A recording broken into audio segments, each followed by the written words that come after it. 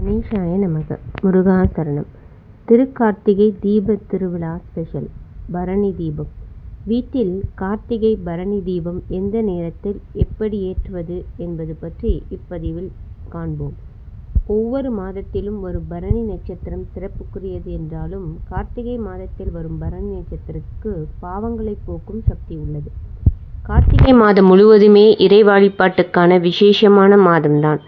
ஆனால் இந்த வருட பரணி தீபம் கார்த்திகை மாதம் வெள்ளிக்கிழமை சிவபெருமானின் விசேஷ நாளான பிரதோஷத்துடன் சேர்ந்து வருவது இன்னும் சிறப்பினை தருகிறது.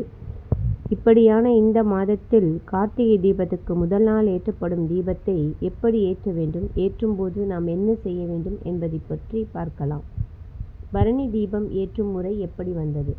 முன்னோர்கள் வழிபாட்டுக்கு மிக சிறந்த நாளாக கருதப்படுவது பரணி தீப நாள்தான். இந்த பிறவியில் நாம் வாழ்கின்ற காலம் முழுவதும் ஒளிமயமான வாழ்வை பெறுவதற்காகவும் இவ்வுலக வாழ்க்கை முடிந்த பிறகு மேலுலகத்துக்கு சென்ற பிறகும் இருளில் சிக்கி தவிக்காது ஒளிமயமாக நாமும் நமது முன்னோர்களும் இருப்பதற்காகவே பரணி தீபம் ஏற்றப்படுகிறது.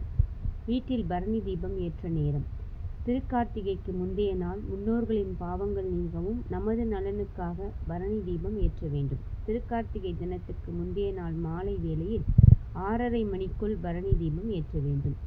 வீட்டில் பரணி தீபம் ஏற்றும் முறை: ஒரு சிறிய தட்டிலோ அல்லது வாழை இலையிலோ வாசலில் 2 தீபங்களும் பூஜை அறையில் விளக்கேற்ற வேண்டும். அதோடு தனியாக ஒரு தாம்பாளத்தில் 5 விளக்குகளை வட்ட வடிவில் ஏற்ற வேண்டும். அனைத்து விளக்குகளும் அனைத்து திசை நோக்கி எரியும் என்பதால் திசை கணக்கு கிடையாது.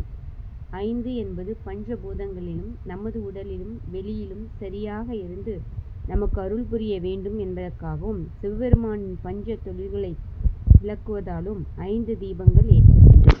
நன்றி.